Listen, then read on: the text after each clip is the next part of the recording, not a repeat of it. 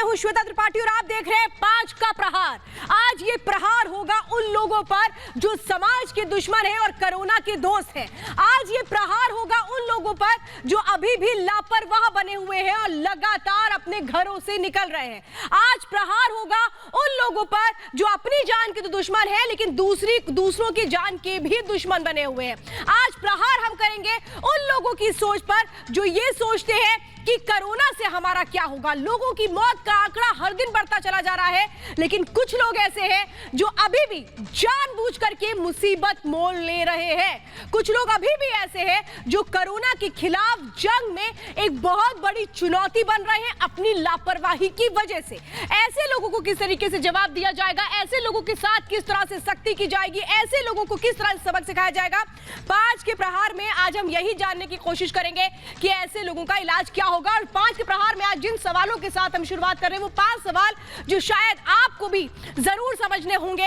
वो लोग जो लापरवाही कर रहे हैं उनको भी समझने होंगे। और जो पहला सवाल होगा आज 5 के प्रहार में वो यही होगा, जब देश में महामारी फिर क्यों लापरवाही है, फिर क्यों लोग नहीं समझ रहे हैं कि छोटी लापरवाही बहुत बड़ी मुसीबत साबित हो सकती है। दूसरा सवाल होगा, भीड़ तंत्र कितनों की जान पर भारी पड़ेगा, कितने लोग अपने साथ कोरोना को लेकर के घर चले जाते हैं ये भी नहीं पता लोगों को। तीसरा सवाल होगा, इधर सांस का संकट उधर शराब पर जमघट क्यों, शराब की दुकानों पर लंबी लंबी लाइनें क्यों लग रही है। चौथा सवाल आज 5 के प्रहार में हम करेंगे, युद्ध काल में जान जरूरी या शौक, जो आप अपने अपने घरों से निकल रहे हैं। 5वां सवाल आज हम करेंगे 5 के प्रहार में, संक्रमित सोच का जनाजा कब निकलेगा। तो इन सवालों के जवाब हम तलाशेंगे, लेकिन शुरुआत इस रिपोर्ट के साथ।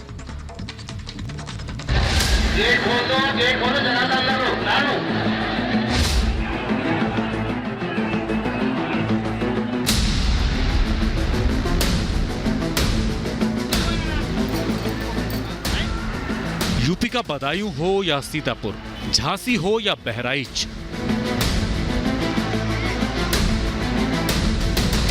जम्मू से लेकर मायानगरी मुंबई तक, शहर बदलता जाएगा, तस्वीर नहीं। ऐसी लापरवाही देखकर आपका भी गुस्सा जरूर 7वें आसमान पर होगा। ना अपनी जान की चिंता, ना दूसरों की परवाह। संक्रमण काल में जब पूरा देश मिलकर एक एक को बचाने में जुटा है, जब देश में एक एक सांस का संकट हो, तो ऐसे मुश्किल वक्त में कुछ लोग खुलेआम कोरोना नियमों की धज्जियां उड़ा रहे हैं।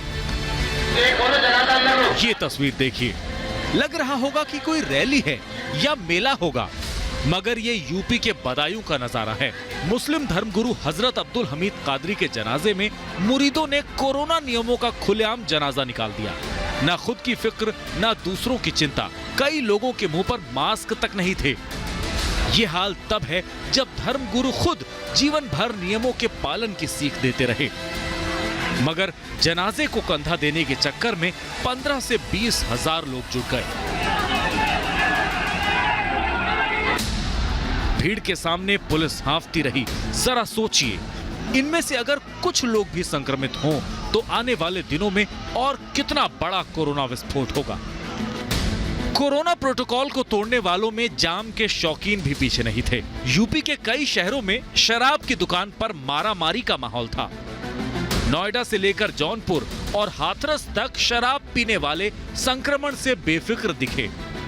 इनको बस इस बात की फिक्र थी कि हमारा नंबर आने से पहले कहीं आउट ऑफ स्टॉक का बोर्ड न लग जाए।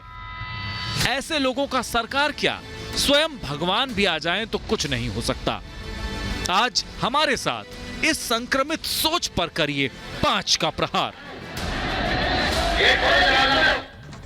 तो कल शाम से जब से उत्तर प्रदेश के बदायूं से तस्वीरें सामने आई हैं, सब हिल गए हैं। सबको हिला करके इन तस्वीरों ने रख दिया है कि आखिर इतनी बड़ी संख्या में लोग किस तरीके से अपने घरों से निकल आए, और क्या इनको ये चिंता नहीं थी कि अपने साथ ये कितनी बड़ी संख्या में जितने भी लोग थे कोरोना भी अपने साथ लेकर के गए होंगे, और इसके बाद इनके घर वालों का भी क्या होगा। फिलहाल 5 के प्रहार में आज हमारे साथ खास मेहमानों की पैनल होंगे, लेकिन उसके पहले ये तस्वीर देखिए। आपको भी डर लग रहा होगा इस तस्वीर को देख करके। आप भी ये सोच रहे होंगे कि एक नहीं दो नहीं, मतलब यहां तो गिनती करना ही मुश्किल है जिस तरीके से ये भीड़ उमड़ी हुई है। बेहिसाब लोगों की भीड़ है, जनाजे में शामिल होने के लिए सब आते हैं। और आप अंदाजा लगाइए कि इनमें से किसी को इस बात का डर नहीं है कि अगर इनमें से कितनों को कोरोना हुआ तो फिर कितने लोग संक्रमित होंगे। अंदाजा आप लगाइए कितनी बड़ी चेन हो जाएगी कि लोग संक्रमित होंगे। और इसीलिए मैं ये बात कह रही हूं लगातार कि कैसे इनको समझाया जाए, कैसे ये लोग जो समाज के दुश्मन बन गए, जो खुद के दुश्मन बन गए हैं, इनको समझाया जाए। इसीलिए आज 5 का प्रहार इन लोगों को आज हम समझाएंगे और हम कहेंगे कि मत करिए लापरवाही, क्योंकि जब अपनों को तड़पता हुआ कोई देखता है तो जान निकलती है, लेकिन जान को बचाना हमें है। मेरे साथ खास मेहमानों का पैनल भी है, ये तस्वीरें हम लगातार दिखाते रहेंगे। और इस वक्त आप देख रहे हैं बीजेपी की स्पोक पर्सन अनिला सिंह मेरे साथ जुड़ चुकी हैं।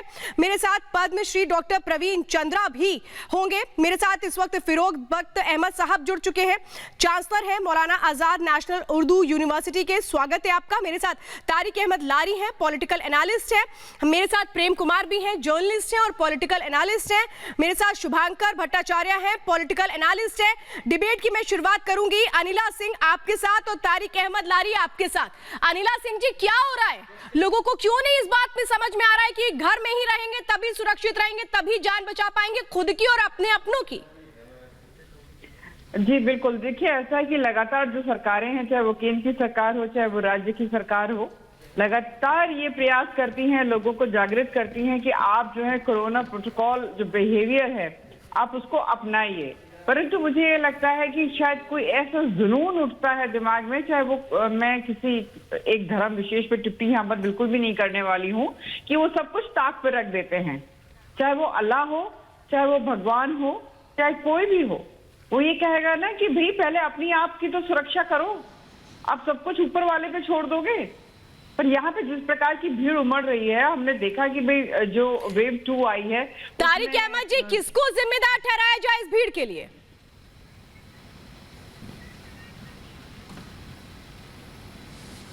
मैडम देखिए, डर तो हमें उस समय से लग रहा है जब से मैंने कुंभ का मेला देखा था, और इन लोग के साथ वही सुलूक करिए जो कुंभ में मेले में आए हुए 20 लाख लोगों के साथ किया था। ये तो कुल 20,000 है, मैं 20 लाख लोगों की बात कर रहा हूँ। सेम सलूक करना चाहिए। दिमाग जैसे उन लोगों का था कुंभ मेले में, वैसे ही यहाँ पे उन लोग का दिमाग है। जैसे उनका दिमाग कुंभ मेले में घास चरने गया था, वैसे इन लोग का दिमाग जो है यहाँ पर घास चरने गया है। वो सब उल्टी पैदाइश है। कुंभ मेले में जो लोग गए थे वैसे ही ये सब भी उल्टी पैदाइश है। मैं तो डर के मारे घर से नहीं निकला हूँ। मेरे सगे चचा अभी 5 दिन हुआ, उनका इंतकाल हो गया कोरोना से।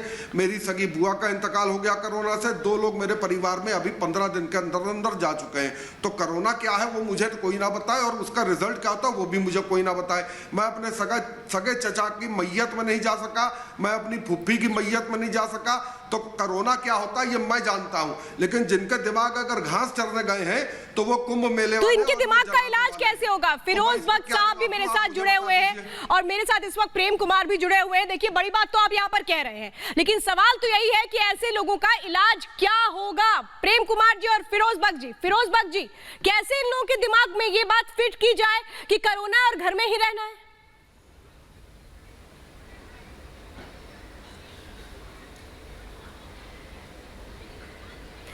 फिरोज बख्त जी, मेरी आवाज पहुंच रही है आप तक? प्रेम कुमार जी, मैं आपसे जानना चाहती हूँ कैसे समझाया जाए इन लोगों को? क्या आप मुझे सुन पा रहे हैं? जी आवाज बताइए। नहीं आ रही मेरी? बिल्कुल श्वेता जी मैं कहूँ, दीपा रंजन इस वक्त बदायूं के डीएम मेरे साथ जुड़ चुके हैं। प्रेम कुमार जी, मैं आपके पास आऊंगी। और बदायूं के डीएम इस वक्त दीपा रंजन मेरे साथ जुड़ चुके हैं। दीपा रंजन जी, क्या हो रहा था? कर्फ्यू लगा हुआ है, कोरोना को लेकर के सख्ती है, लॉकडाउन है उत्तर प्रदेश में, इतनी बड़ी संख्या में लोग कैसे निकल आए सर? चलिए, फिर से मैं दोबारा जुड़ने की कोशिश करूंगी, क्योंकि बहुत जरूरी है ये जानना कि वहां पर जो प्रशासनिक अधिकारी थे, क्या उनके संज्ञान में ये चीजें थी, और अगर इतनी बड़ी संख्या में लोगों ने निकलना शुरू कर दिया तो फिर इन्हें रोका क्यों नहीं गया? प्रेम कुमार जी, वही सवाल मैं आपसे करना चाहती हूँ कि कैसे लोगों को समझाया जाए कि जान है तो जहान है, और अगर जान को बचाना है तो सावधानी करनी होगी। बिल्कुल ऐसे अंधविश्वासी और धार्मिक कट्टरपंथी तत्व, चाहे वो हिंदू हो या मुसलमान हो, उन पर समान तरीके से प्रशासनिक जो सख्ती होती है वो बरती जानी चाहिए। ये सरकार की जिम्मेदारी होती है। लेकिन दुर्भाग्य से सरकारें भी कभी चुनाव में, कभी रैलियों में, राजनीतिक दल के पार्टी के नेता भी अलग अलग रैलियों में इन प्रोटोकॉल्स को तोड़ते रहे। यहां तक कि ग्रुप 7 की बैठक में हमारे ओर से प्रतिनिधि बिना कोरोना की जांच कराए हुए चले गए, नाक कटा दिया पूरी दुनिया में। जब इस लेवल पर यह गलती और ये लापरवाही होगी तो ये ऐसी घटनाएं कैसे रुकी? दीपक रंजन जी मेरे साथ इस वक्त जुड़ चुके हैं, बदायूं के डीएम दीपक रंजन जी। मैं आपसे सर सीधा यही पूछना चाहती हूं कि आखिर इतनी बड़ी संख्या में लोग कैसे निकल गए? उत्तर प्रदेश में लॉकडाउन है, सख्ती है, तो फिर इतनी बड़ी संख्या में सर ये लोग कैसे आ गए बाहर? जो तथाकथित धार्मिक संप्रदाय के धर्मगुरु के जनाजे में शामिल हुए हैं, उन लोगों के खिलाफ जो है एफआईआर कर दी गई है। सुसंगत धाराओं में उनके खिलाफ कार्रवाई की जा रही है। नहीं, लेकिन मैम आप लोगों को पता था, देखिए आप लोग तो लगातार पूरे शहर का दौरा कर रहे हैं, जायजा कर रहे हैं, तो इतनी बड़ी संख्या में एक एक करके तो मैम लोग निकले नहीं होंगे। बैरिकेडिंग लगी गई है, जगह जगह जो लोग हैं उनको रोका जा रहा है, तो फिर इन पर क्या नजर किसी की नहीं पड़ी? भी इन लोगों के खिलाफ मैंने बताया कि इनके खिलाफ जो है इनके खिलाफ एफआईआर भी कर दी गई है सुसंगत धाराओं में और कार्रवाई की जा रही है। लेकिन दीपा रंजन जी, क्या आप मानती हैं कि और सतर्क होने की जरूरत है प्रशासनिक अधिकारियों को? क्योंकि शायद अगर पहले से ही वो सतर्कता होती, वो सावधानी होती, तो ये बड़ी लापरवाही की तस्वीर ना होती। नहीं, बिल्कुल प्रशासन बिल्कुल पूरी तरह से सतर्क है, मुस्तैद है, और जो भी जिन लोगों ने गलत कार्य किया है सभी के खिलाफ कार्रवाई की जा रही है। कितने लोगों के खिलाफ केस दर्ज हुआ है मैम? एफआईआर की गई है, एफआईआर की गई है उनके खिलाफ सुसंगत धाराओं में। कितने लोगों के खिलाफ एफआईआर दर्ज हुई है? आगे प्रक्रियाधीन है, पुलिस की कार्रवाई से प्रक्रियाधीन है। कितने लोगों के खिलाफ एफआईआर दर्ज हुई है मैम? अज्ञात लोगों के खिलाफ एफआईआर दर्ज हुई है और पुलिस की विवेचना प्रक्रियाधीन है, उनके द्वारा कार्रवाई की जा रही है। प्रशासन पूरी तरह से इसमें कार्रवाई कर रहा है, कहीं कोई कमी नहीं है। नहीं तो क्या मैम बदायूं में लोग अपने घरों से आसानी से निकल रहे हैं क्या? वहां पर क्या अगर इस तरह से जनाजे के लिए लोग उमड़ते हैं तो क्या इस बात की कोई पाबंदी नहीं है क्या? नहीं, इस तरह का कोई नहीं है। पूरी तरह से लॉकडाउन लागू किया जा रहा है, सारे शासन के नियम लागू किए जा रहे हैं। मैम आप देखिए, आपकी बात मैं बिल्कुल मानती हूँ। हाँ। ये कार्रवाई की जिन लोगों ने भी किया है, हम उनके खिलाफ कार्रवाई कर रहे हैं, एफआईआर कर रहे हैं। क्या दीपा जी ऐसा भी लगता है आपको कि इन लोगों को कहा गया कि आइए घर से निकलिए और आराम से जनाजे में शामिल हो जाइए? क्या आपको ऐसा भी लगता है कि कुछ लोगों ने इनको कहा? ऐसा कुछ नहीं कहा गया है, बल्कि उन लोगों को घर से निकलने मना किया गया था, किसी को शामिल होने नहीं कहा गया था। अभी तक किसी की गिरफ्तारी नहीं हुई है इस मामले में? लेकिन नहीं, पुलिस की कार्रवाई इसमें प्रचलित है, इसमें जैसे ही कोई।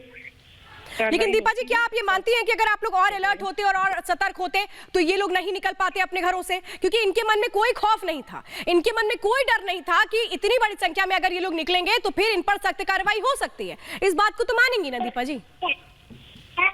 नहीं, ऐसा बिल्कुल नहीं है, ऐसा बिल्कुल नहीं है। जो लोग भी इस तरह की कार्रवाई कर रहे हैं, मैंने पहले भी बताया कि हम लोग कार्रवाई कर रहे हैं उनके खिलाफ और आगे भी करेंगे। अगर इस तरह का कहीं भी कोई और घटना तो होने नहीं दिया जाएगा, और जो भी लोग लॉकडाउन का उल्लंघन करते हैं उनके खिलाफ कठोर कार्रवाई की जाएगी।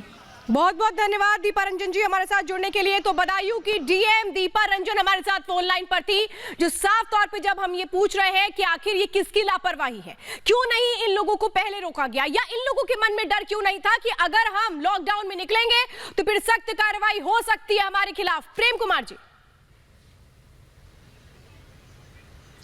जी, मैं वही कह रहा हूं। देखिए, मीडिया, खुद मीडिया जब बड़ी बड़ी रैलियों का हिस्सा हुआ करती थी, उनकी आंखों के सामने में प्रोटोकॉल टूटते थे, उस समय मीडिया भी तो जिम्मेदार। मीडिया को क्या नहीं, उस वक्त लॉकडाउन नहीं था सर, वो लॉकडाउन का हिस्सा हुआ करती, जबरदस्ती आप मीडिया पे सवाल मत करें। रहा था देश में राजनीतिक प्रेम कुमार जी जबरदस्ती मीडिया पे सवाल न करें। मीडिया को उस वक्त कोई लॉकडाउन देश में नहीं था, उस वक्त देश में कोई भी लॉकडाउन नहीं था, तो आप मीडिया पर तो दोषारोपण ना करें सर, अच्छा नहीं। माफी मांगे, देश के प्रधानमंत्री नरेंद्र मोदी माफी मांगे रैलियों के लिए, तब दुनिया को संदेश जाएगा कि ये गलत है।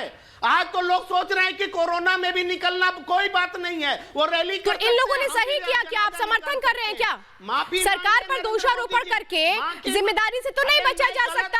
फिरोज बख्श जी, सरकार पर दोषारोपण करने का वक्त है क्या सर? या मिलकर के कहना चाहिए कि ऐसे लोगों को जेल में भेजो? फिरोज बख्श जी, दल माफी मांगे। देखिए मैं कहना चाहूंगा अपने भाई प्रेम कुमार से, पढ़े लिखे आदमी हैं, ज्ञानी ध्यानी आदमी हैं, जिस प्रकार से वो मीडिया को ब्लेम कर रहे हैं, सरकार को ब्लेम कर रहे हैं, उससे कोई फायदा नहीं है। ये ना हिंदू मुसलमान का सवाल है, ये एक हिंदुस्तानी की, एक इंसान की जिंदगी का सवाल है। ये तो देखिए पिछले, मैं खुदा का शुक्र अदा कर रहा था कि पिछली जो लहर आई थी, पहली लहर में, एक मिनट प्रेम कुमार जी थोड़ा सब्र करिए, मैं पहली बार बोल रहा हूँ, आप 2 बार बोल चुके हैं। अल्लाह का मैं शुक्र अदा कर रहा था कि पहली लहर में यूपी बच गया था, लेकिन कुंभ का मेला हुआ, उसके बाद ये सलीमुल कादरी का इतने हजारों लाखों लोग आ गए, तो मुझे डर था कुछ ना कुछ यूपी में होगा। अब तो हम यही दुआ करते हैं, तमाम मैं मुस्लिम भाइयों से भी अपील करता हूं, 2 दिन बाद ईद उल फितर का त्यौहार है, उसको भी अपने अपने घर में, और मेरे ख्याल से जो बड़े बड़े इमाम हैं, इमाम सैयद अहमद बुखारी साहब हैं और फतेहपुरी के इमाम हैं, और उसके अलावा इमाम वहाँ के भी हैं जो वहाँ की मस्जिद है इंडिया गेट की, सभी ने यही अपील की है कि इमाम इलियासी साहब ने भी और इमाम मुकर्रम साहब ने भी, कि अपने घरों पे नमाज पढ़िए और सरकार का जो हुक्म है वो उसको पूरी उसकी कदर करिए। देखिए अगर जान बचानी है, हिंदुस्तान को बचाना है, तो उसके लिए बहुत ज़रूरी है। सलीमुल कादरी साहब का जनाजा हो गया, पता नहीं कितने जनाजे उसके उस पे जाएं, और कुंभ हो गया, ये गलत चीज़ें थी। और मैं तो ये भी कहूँगा कि जो सुनिए, मैं तो ये भी कहूँगा जो इलेक्शन की रैलियाँ हुई हैं वो भी नहीं होनी चाहिए थी, 6 महीने के लिए रोका जा सकता था। कैसा बिहेव करेगी ये भी बता दीजिए, आप इसको बताइए, आप इसके बारे में बताइए। देखिए ऐसा है, ये ब्लेम करने का मौका नहीं है, ये इल्जाम तराशी का मौका नहीं है। सबको मिलके सरकार का हाथ मजबूत करना पड़ेगा, मोदी जी का हाथ मजबूत करना पड़ेगा, तमाम चीफ मिनिस्टर्स का हाथ मजबूत करना पड़ेगा। ये इल्जाम तराशी से कुछ नहीं होने वाला, हमें और आपको कोशिश ही कर।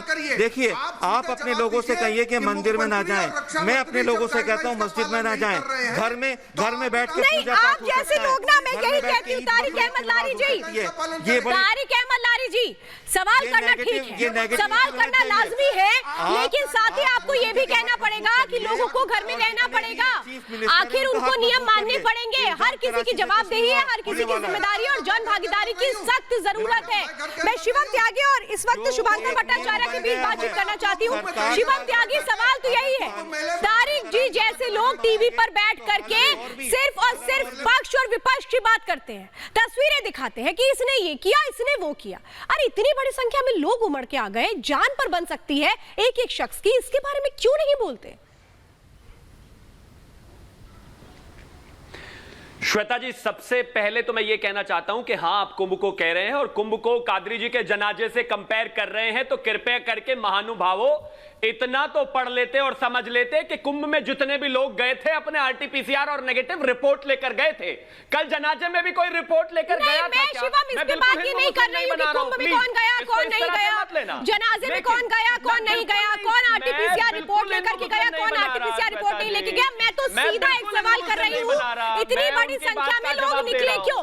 मैं कह रही हूँ धर्म विषय से जोड़ करके मत देखिए, धर्म का चश्मा इस वक्त उतारना पड़ेगा। शिवम आप ये क्लियर बोलिए कि इतनी बड़ी संख्या में कहीं कोई शामिल नहीं है, लेकिन आप मुझे बोलने देंगे तभी उतारूंगा। अब बोलिए इसको धार्मिक अगर धर्म का चश्मा मुझे उतारना है तो लारी साहब को भी कहिए, उनसे को हर जगह कुंभ को ना लाए।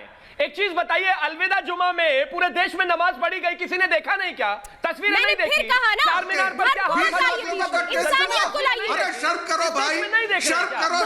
इंसानियत को लाइए। शिवम मैं कह रही हूँ धर्म में इंसानियत को बीच में लाइए, इंसानियत को बचाना है। झूठे हो मत करो, चाटुकारिता कम करो, चाटना कम करो, उसको मत क्रिटिसाइज कीजिए। गंदगी बहुत फैली रहती है, वो गंदगी क्रिटिसाइज कीजिए, आपके दिमाग में मत क्रिटिसाइज कीजिए। आप नहीं कर सकते, कोई बात नहीं है। कुंभ गाना गा के रखा हुआ है भाई। अरे ये जो परसों हुआ उसका क्या है? ये जो परसों हुआ उसका क्या है? ये जो रोज हो रहा है उसका क्या है? ये जो ईद को क्या बोल रहे हैं आप तारिक लहरी साहब, क्या बोल रहे हैं आप? करा लीजिए नशा करके बैठे हैं आप। तारिक अहमद क्या बोल रहे हैं आप? तारिक अहमद क्या बोल रहे हैं आप? नहीं एक मिनट जूते के नीचे गंदगी लगी और नहीं इस तरीके की भाषा बर्दाश्त नहीं। ना तारिक अहमद को ऑडियो कम करिए, बिल्कुल डाउन करिए, बिल्कुल डाउन करिए। तारिक अहमद जी जब आपको बोलने का मैंने मौका दिया तो आपको आपकी बात रखने के लिए मैंने कहा ना, आपके पास जवाब आप अपशब्द नहीं बोल सकते, आपको अपनी बात रखनी है, लेकिन आप इसका ये अपशब्द मतलब इस्तेमाल नहीं कर सकते। मैं तारिक जी फिर से आपसे कह रही हूँ, शिवम मैं आपसे भी यही कह रही हूँ कि हमें बात करनी चाहिए कि भीड़ ना इकट्ठा हो। हम किसी धर्म विशेष के लिए बात नहीं कर रहे हैं, हम सिर्फ बात कर रहे हैं इंसानियत की, और इंसानियत ही हमें समझनी होगी क्योंकि इंसानियत को बचाना है। शिवम जी धर्म विशेष के लिए बात नहीं है, धर्म विशेष के लिए बात नहीं है, लेकिन अगर कोई धर्म विशेष की बात करेगा तो उसको धर्म विशेष के तरीके से ही जवाब दिया जाएगा। आप कुंभ कह रहे हैं तो मैं कादरी जी का जनाजे की बात कर रहा हूं, आप कुंभ मत कीजिए, मैं इसकी भी बात नहीं करूंगा। कोई भी गैदरिंग गलत है, लेकिन अगर आपको हिंदुओं की गैदरिंग इतनी दिखाई देगी तो माफ कीजिए, फिर मुझे आपको उसी भाषा में आपको जवाब देना पड़ेगा। बहुत सीधी सी बात है। मैं हाथ जोड़कर विनती करता हूं कि आने वाले समय में जो ईद आने वाली है, सब अपने लोगों की बात माने और घर में रहे। मौत किसी को पूछ के नहीं आ रही है। ये कादरी साहब मुस्लिम है और शिवम त्यागी हिंदू है, इसलिए नहीं बच जाएगा। तो कृपया करके कोरोना बम बनना बंद करे। अगर कुंभ के साथ परेशानी थी तो इतनी ही परेशानी आज इनके साथ है। बैठा हुआ हूं, कोई नहीं निकल रहा है। सुनिए, घर में इंतकाल सबके हो चुके हैं, सबके रिश्तेदारों में हो चुका है। यहाँ बैठकर सिंपैथी बहाना बंद कीजिए, ये नहीं चाहिए आपसे। तो अगर आपके घर में या किसी के घर में भी कुछ हो रहा है, गलत है, कृपया तारिक अहमद साहब फिर मैं आपसे कहूंगी, तारिक अहमद फिर मैं आपसे कहूंगी और शुभांकर भट्टाचार्य को लेती हूँ। शुभांकर भट्टाचार्य, प्रॉब्लम तो इस देश में यही है ना, अपना घर में जहाँ पे ये बोलना चाहिए कि जन भागीदारी को हर किसी को समझना है, किसी को लापरवाही नहीं बरतनी है, वहां हम सियासत के चश्मे से हर चीज देखने लगते हैं। श्वेता, प्रॉब्लम यही है, आपने जो बात यहाँ पे होती क्या है कि जैसे ही आप बात एक धर्म के ऊपर आप उंगली करते हैं, तुरंत दूसरा धर्म तुरंत बोलने लग जाएगा। आप जनाजे की बात करेंगे, तुरंत बात आएगी कुंभ की बात निकलेगी, कुंभ की बात निकलेगी तो जनाजे की बात निकलेगी। ये एक दूसरे पर उंगलियां उठती चली जाएंगी। लेकिन बात यह है कि जो प्रिंसिपल्स रखने वाले लोग थे, जो आइडियोलॉजी रखने वाले लोग थे, उन्होंने भी गलत आइडियोलॉजीज रखी। चाहे देश का प्रधानमंत्री हो, चाहे किसी प्रदेश का मुख्यमंत्री हो, अगर वो जाके कहीं पे जाके अगर अपने राजनीतिक अगर प्रोसेशंस निकालते हैं, उसमें कोई अगर कवरेज नहीं करते, उसमें अपना मास्क नहीं पहनते, उन्होंने क्या वो दिया।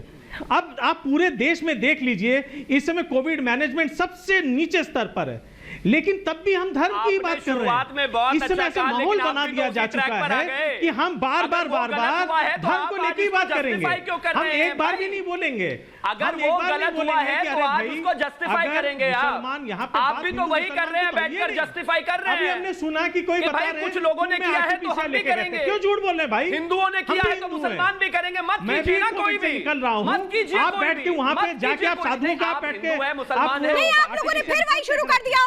मैं अब आखिरी बार कह रही हूँ, अनिला जी मैं आपको डिबेट में लेकर के आ रही हूँ। अनिला जी, सवाल तो यही है ना, जहां एक बड़ी जिम्मेदारी लेने की बात आती है, वहां सियासत को आगे कर दिया जाता है और धर्म को आगे कर दिया जाता है, क्योंकि ये फॉर्मूला इस देश में बिल्कुल हिट है और इसी फॉर्मूले पर हर कोई चलने की कोशिश करता है। लेकिन जब बात आती है खुद पर, तो अपनी जवाबदेही से हर कोई बचता है। ये कब तक होता रहेगा? देखिए श्वेता जी, सबसे पहले तो जो मेरे को पैनलिस्ट बैठे हैं, इनको ये समझ में आ जाना चाहिए कि आज जो पूरा देश जिस परिस्थिति से गुजर रहा है, इस बार चीखा चिल्ली करेंगे तो कोई भी इस चीज को एंटरटेन नहीं करेगा। यहाँ बात धर्म की नहीं हो रही है, बात यहाँ पर वायरस की हो रही है, और ये वायरस ना तो हिंदू देखता है ना मुसलमान देखता है। जो यहाँ पे मुसलमानों की एडवोकेसी कर रहे हैं वो ये समझ लें, जब ये वायरस फैलेगा तो इनके परिवार को ही खा जाएगा। चाहे वो हिंदू हो चाहे वो मुसलमान हो, इस प्रकार के जो झगड़े करते हैं, इनको छोटी सी बात समझ में नहीं आती है। जो डीएम साहिबा बोल रही थी, मेरी बहुत इच्छा थी श्वेता जी, मैंने उंगली भी उठाई थी, एक बार उनसे पूछ तो लेते प्रशासन वहां क्या कर रहा था जब ये भीड़ इकट्ठी होने लगी थी। सीधे सीधे मुख्यमंत्री के ऊपर जब उंगली उठती है तो क्यों नहीं डीएम और एसपी से पूछा जाए कि जब यहाँ पर भीड़ इकट्ठी होनी शुरू हुई थी तो क्यों नहीं रोका गया?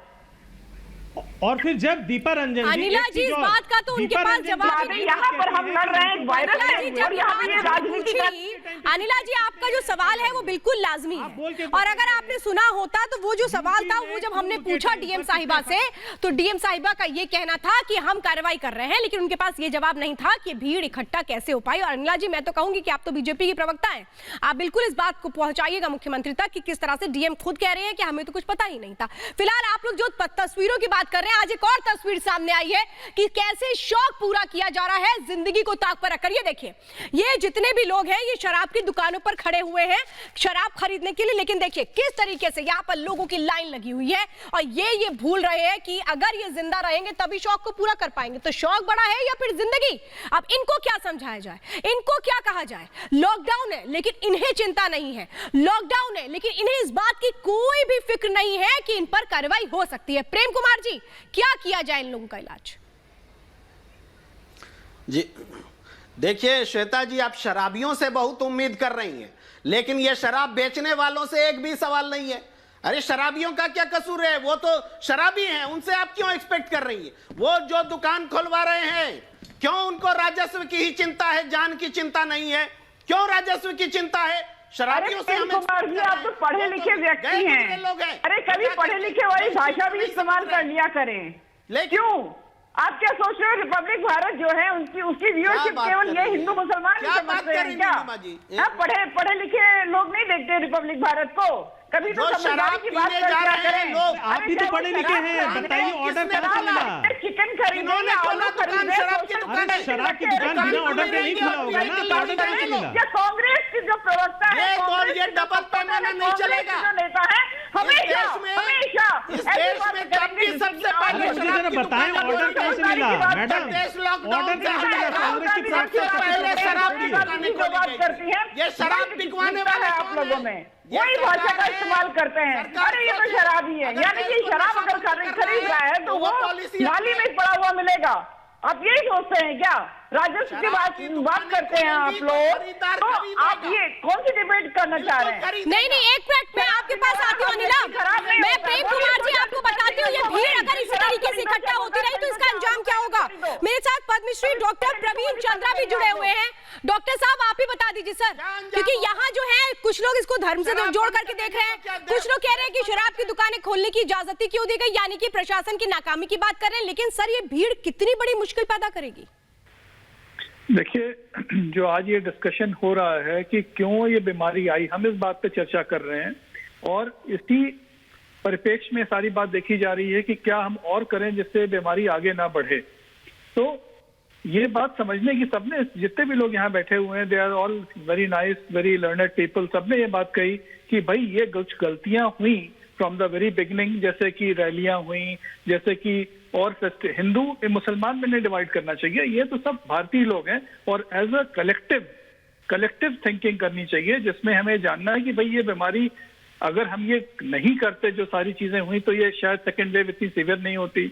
लेकिन अगर ये गलती हो ही गई है तो हम सबको स्वीकारना है, as a home, as a house. जैसे घर में किसी से गलती हो गई तो दूसरा भी वो गलती क्यों करे? तो इसलिए जो भी अब इस सिचुएशन में जो अभी स्थिति है, इसमें हमें एक साथ इकट्ठे नहीं होना है, एक जगह सोशल डिस्टेंसिंग बना के रखनी है, मास्क पहन के चलना है, और हमें वो सारे प्रिकॉशन करने हैं जिससे कि बीमारी ना बढ़े। क्योंकि हम बार बार ये बताना चाहेंगे सबको कि जिस मुश्किल से हम लोग गुजर रहे हैं, आज हमारे पास ऑक्सीजन की कमी है, हॉस्पिटल के बेड्स नहीं है, लगातार मेरे पास फोन आ रहे हैं कि हमें बेड दिला दो, हमारा ऑक्सीजन कम हो रहा है। तो उन सब चीजों को अगर हम अभी इस तरह से नहीं कंट्रोल करेंगे तो और स्थिति खराब हो सकती है। तो इसलिए कृपया मेरी सबसे ये गुजारिश है, विनती है कि आपस में लड़ने का समय नहीं है। ये इस वक्त इस काम को करना है जिससे कि हम इस बीमारी को रोकें, और अपने जो रेट्स हैं, जो केसेस हो रहे हैं प्रत्येक दिन, जो बढ़ते जा रहे हैं और कंट्रोल नहीं हो पा रहे हैं, उनको तभी हम कंट्रोल कर पाएंगे जब हमें ये 3 चीजें करनी बहुत जरूरी हैं। और उसके लिए जैसा कि आप पिक्चर दिखा रही थी कि लोग शराब खरीद रहे हैं, तो मैं सहमत हूँ इस बात से कि शराब की दुकान खुलती नहीं तो ये लोग आते ही नहीं वहाँ पे। तो हो सकता है कि कोई पुरानी पिक्चर आप दिखा रही हो। नहीं सर, प्रवीण जी, डॉक्टर प्रवीण, मैं आपको करेक्ट कर देती हूँ सर। ये आज की तस्वीर है, उत्तर प्रदेश की 2 अलग-अलग जगहों से जो तस्वीर आई है। रिपब्लिक भारत कभी भी कोई भी पुरानी तस्वीर नहीं दिखाता, ये गौतम बुद्ध नगर की तस्वीर है सर। ओके श्वेता, तो इसमें देखिए दोनों की गलतियां हैं। As a human being, as a Indian, भारतीय के होने के नाते जो हम लोग इस बात को कर रहे हैं, तो इन सब लोगों को वहां नहीं होना चाहिए था। और दूसरी जो दुकान खोली है उनकी भी गलती कि उनको दुकान नहीं खोलनी चाहिए थी। सो बेसिकली हमको अपनी गलतियां, ये सब हम लोग हैं, ऐसा नहीं कि कोई दूसरे लोग हैं, ये सब हम ही लोग हैं। और हम लोगों को ये बात जाननी है कि ये सारी चीजों को रोकने के लिए खुद पे भी अपना अनुशासन करें, और जो अनुशासन रखने वाले लोग हैं जैसे कि हमारे जो पॉलिटिशियंस हैं, जो ब्यूरोक्रेट्स हैं, जो भी ऑर्गेनाइजेशन हैं, वो इस बात पे ध्यान दें कि ये सारी चीजें ना हो। क्योंकि मैं बता रहा हूं कि इससे बहुत बड़ा नुकसान हो रहा है हर परिवार में। जैसा कि सब लोग यहाँ बैठे हुए कह रहे हैं, हर परिवार में प्रॉब्लम्स हो रही हैं, लोगों सर की आप जाने बहुत जा सही रही बात कह रहे हैं सर कि देखिए ये पहले दिन से आप लोग कहते रहे हैं कि भाई एक जगह मत इकट्ठा हो, भीड़ मत लगाओ, लेकिन मुश्किल तो सर यही है कि इन लोगों को कैसे ये समझाया जाए कि ये खतरा बहुत बड़ा है, और अगर इसी तरीके से लापरवाही बरती गई तो फिर अंजाम क्या होगा। जरा कुछ और तस्वीरें आपको दिखाती हूँ और फिर डिबेट को आगे बढ़ाऊंगी, क्योंकि हर तस्वीर बोलती है। और पहली तस्वीर जो मैं दिखा रही हूँ ये गौतम बुद्ध नगर की है। किस तरह से लोग लाइनों में लगे हुए हैं, किस लिए, ताकि इनका शौक पूरा हो पाए, भले ही जिंदगी रहे ना रहे। चलिए दूसरी तस्वीर मैं आपको दिखाती हूँ। हाथरस की तस्वीर देख रहे हैं आप, उत्तर प्रदेश के हाथरस की तस्वीर है। देखिए एक एक करके किस तरह से बड़ी संख्या में लोग इकट्ठा हैं, और इनको किसने कह दिया कि इस तरह से आप लोग निकल जाइए? क्या इनको नियम कानूनों की डर नहीं है? कैसे इनको रोका जाएगा? ये जौनपुर की अगली तस्वीर इस वक्त मैं आपको दिखा रही हूँ। ये देखिए कैसे होड़ मची हुई है। लग रहा है कि आखिर क्या करेंगे अगर ये अपने शौक को पूरा नहीं करते। अलीगढ़ की तस्वीर अगली बात देखिए, देखिए किस तरह से अब एक एक तस्वीर खुद गवाही दे रही है। किसी ने मास्क भी सही से नहीं लगा रखा, कुछ ने मास्क पहना नहीं हुआ है, सोशल डिस्टेंसिंग की तो इनको ख्याल ही नहीं है। जरा मुरादाबाद की भी तस्वीर देखिए, ये देखिए मुरादाबाद, हाथ में हेलमेट है, मास्क और की सामाजिक दूरी है। सवाल तो यही है कि इसमें दोनों को एक जिम्मेदारी लेनी होगी। प्रशासनिक अधिकारियों को भी समझना होगा कि इतनी बड़ी संख्या में लोग कैसे जुड़ गए, किसकी जिम्मेदारी यहां पर थी जो पूरी नहीं की गई। शुभांकर जी, मैं आपसे समझना चाहती हूं, सवाल तो दोनों तरफ से उठते हैं कि आखिर क्यों नहीं इन लोगों को रोका गया? जब भीड़ इकट्ठा हो रही थी तो इन पर एक्शन क्यों नहीं लिया गया? बिल्कुल श्वेता जी, ये हमारे सिस्टम की बहुत बड़ी फेलियर है, क्योंकि सबसे पहली चीज़ ये है कि शराब की दुकानों को खोलना, अगर हमने उनको एकदम से परमिशन दे देना, ये बहुत बड़ी गलती है, क्योंकि जानी हुई बात है जहां दुकानें खुलेंगी तुरंत ये भीड़ लगने की बात ही थी। लोग सोचते हैं कि पता नहीं कब तक की बंद रह जाएगा और ये भीड़ लग जानी है। जहां पे लोगों को आप छोटे छोटे बर्थडे पार्टीज पे नहीं रोक पा रहे हैं, ये धार्मिक उन्माद से नहीं रोक पा रहे हैं, आपको लगता है शराब और इन चीज़ों पर हम लोग रोक ले जाएंगे? सिगरेट और पान की दुकान थोड़ी देर के लिए खुल जाती है, लंबी लंबी लाइनें कतारें वहां लग जाती हैं साहब।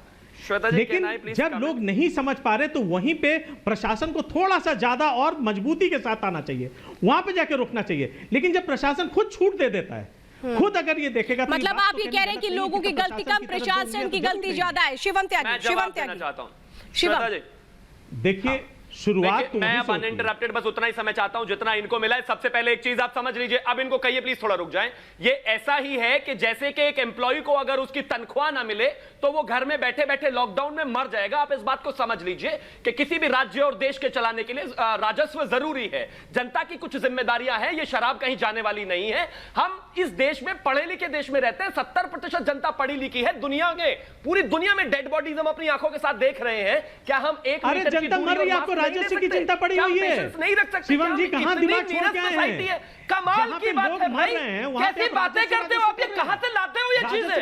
अरे भाई इस देश में पढ़े लिखे लोग रहते हैं, लोगों की कुछ जिम्मेदारी है कि नहीं? मैं सड़क पर जाकर खड़ा हो जाऊं बिना मास्क और बिना वैक्सीन के और कहूं सरकार की जिम्मेदारी है? अरे व्यक्तियों की भी कुछ जिम्मेदारी है कि नहीं है? व्यक्तियों की भी कुछ जिम्मेदारी है कि नहीं है? और मेरा शराबियों से निवेदन है, जिंदा रहोगे तो ड्रम भर के पी लेना कम से कम। अभी अपनी तो जिंदगी का ध्यान कर लीजिए। कैसी बातें करते हो? सरकार अरे एक चीज बताइए, अगर आपके घर में तनख्वाह नहीं आएगी तो आप जिंदा रह पाएंगे क्या? जिंदा रह पाएंगे क्या? कैसी बातें करते हैं भाई? इस देश में इस समय राजस्व की भी जरूरत है, पैसे की भी जरूरत है। तारिक जी खुल करके ये बोलना चाहिए ना, चलाना है। तारिक जी सवाल तो ये है कि आपस में लड़ने की बजाय कोरोना से लड़ाई हम लड़ लेते हैं। पहले आपस में लड़ लेंगे, बाद में बहुत लगता है, लेकिन कोरोना से लड़ाई लड़ लेते हैं। एक साथ समझाना होगा लोगों को कि गलत कर रहे हैं और आगे गलती नहीं करेंगे। एक साथ समझाना होगा। ये असल में मैम देखिए, मामला ये हुआ था, आपको याद होगा जनवरी फरवरी में केंद्र सरकार की तरफ से अनाउंस हो गया था। इन्होंने बहुत बड़ी, अरे भाई एक मिनट रुक जाइए। आप ये देखिए ना कि गलती जो हुई है वो ये हुआ कि सरकार ने अपने आप अनाउंस कर दिया था कि हमने करानों का मात दे दी, और इन लोगों ने इलेक्शंस में जो बिना मास्क के जो कन्वेंसिंग की है, मैं हुक्मरानों की बात कर रहा हूँ, चाहे उसमें राजनाथ जी रहे हो, चाहे अमित शाह जी रहे हो, चाहे पॉलिटिकल कर ही नहीं रही हूँ ना, मैं राजनीति सवाल कर ही नहीं रही हूँ। आप जबरदस्ती अपना एजेंडा पूरा कर रहे हैं, सबको लगा आप कि कोरोना जबरदस्ती अपना खत्म हो एजेंडा गया, चला रहे हैं। मैं तो आपसे सीधी सी बात पूछ रही हूँ कि सरकारों को क्या करना चाहिए, क्या प्रशासन को और ज्यादा सख्ती नहीं बरतनी चाहिए? मैं तो सीधा ये पूछ रही हूँ, आप सियासत क्यों कर रहे हैं? अब आप प्रेजेंटली आइए। कोरोना ने जो अपना दिखाया है, कोरोना ने जो अपना दिखाया, खुदा न करे कि आप लोग के घर में हो, मेरे घर में हुआ है, मेरे सगे चाचा मेरी पुत्री का इंतकाल हुआ है, खुदा न करे आप लोग के किसी के घर में हो, मैं ऊपर वाले से कहता हूँ कभी किसी के घर में ना हो, लेकिन मेरे घर में हुआ है। And he was a doctor himself, my चाचा वाज अ डॉक्टर हिमसेल्फ। एक मिनट भाई साहब, भाईजान एक मिनट, भाईजान एक मिनट, भाईजान थोड़ा 2 मिनट रुकिएगा। अब ये जो हो रहा है, ये बात सही है कि सरकार को पैसे की जरूरत भी है, बिल्कुल कह रहे हैं, जो ये कह रहे हैं बिल्कुल सही कह रहे हैं, सरकार को पैसे की जरूरत भी है। लॉकडाउन के दौरान सरकार ने होम डिलीवरी चालू की थी, तो क्यों नहीं उसी पे अमल कर रहे हैं?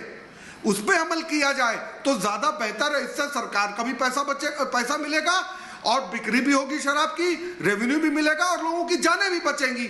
आप उसको करके रखिए, लेकिन कौन अधिकारी इनका एडवाइजर है, कौन इनका एडवाइजर ऐसा बेवकूफ है जो ये सब काम कर रहा है? आप मुझे बताइए, इस तरह से अगर काम करें तो सब काम हो जाएगा भाई। नहीं, मुझे ये नहीं समझ में आ रहा है कि मैं संक्रमित सोच पर ये डिबेट कर रही हूँ या आप लोगों के अपने एजेंडे पर नहीं बन जाएगा। साहब सुनिए, ये सीधा एक ही सवाल है, इस पूरी डिबेट में एक ही बात है कि जो संक्रमित सोच है इसको कैसे खत्म किया जाए। फिरोज बख्त जी, मैं आपसे समझना चाहती हूँ संक्रमित सोच को कैसे खत्म किया जाए। जी, सरकार ने होम डिलीवरी चालू की थी, होम डिलीवरी अरे रहने दीजिए सर, सीधी सी बात है, एक वैलिड पॉइंट पे बात करो, थोड़ा सा मेरी बात सुन लीजिए, थोड़ा सा रिक्वेस्ट कर रहा हूँ। एक मिनट, लारी साहब, शिवम साहब, एक बड़ी रिक्वेस्ट कर रहा हूँ, हाथ जोड़ के रिक्वेस्ट कर रहा हूँ, बहुत इंपॉर्टेंट बात कर रहा हूँ। देखिए, हमें हिंदू मुसलमान के खोल से बाहर निकलना चाहिए, कांग्रेस और बीजेपी के खोल से बाहर निकलना चाहिए। ना हिंदू का झंडा ना मुसलमान का झंडा, हिंदुस्तान का झंडा लेके आगे चलना चाहिए। आगे आने वाले दिन बड़े भयानक हो सकते हैं। हमें हिंदुस्तान को बचाना है, एक एक फैमिली, एक एक इंडिविजुअल को बचाना है। फिर मैं आपको कहूँगा, अपने मुस्लिम भाइयों से कहूँगा, ईद आने वाली है और 2-3 रोजे रह गए, घर में रहिए और शाम के वक्त भी जो भीड़ निकलती है उसको भी अवॉइड कीजिए। बाकी मैं ये कहूँगा, हिंदू मुसलमान नहीं, कोई सियासत नहीं, सिर्फ हिंदुस्तान को आगे रखिए। और मैं एक बात और कह के बात को खत्म करूंगा। पिछली बार मोदी साहब ने जब अपना लक्ष्मण रेखा, अपना जनता कर्फ्यू और जान है तो जहान है और दवाई भी और कड़ाई भी, ये इतनी सारी चीजें पब्लिक को दे दी थी। ये हमारी लापरवाही है कि हमने सोच लिया कि कोरोना चला गया। अगर हम वही टेन्योर, उसी टेन्योर में चलते जो मोदी जी ने हमें गाइड किया था, तो आज ये हालत नहीं होती। ठीक है, मैं आपको बताऊं, सुनिए, मैं आपको बता रहा हूँ, और अभी भी हिंदुस्तान बच सकता है अगर हम मास्क लगाएं, सोशल डिस्टेंसिंग करें, हाथ धोएं। हम लोगों ने धर्म पर विचार किया है। सियासत के काले कंबल से बाहर निकलिए। ठीक है, बीजेपी कांग्रेस के हिंदू मुसलमान के काले कंबल से बाहर निकलिए।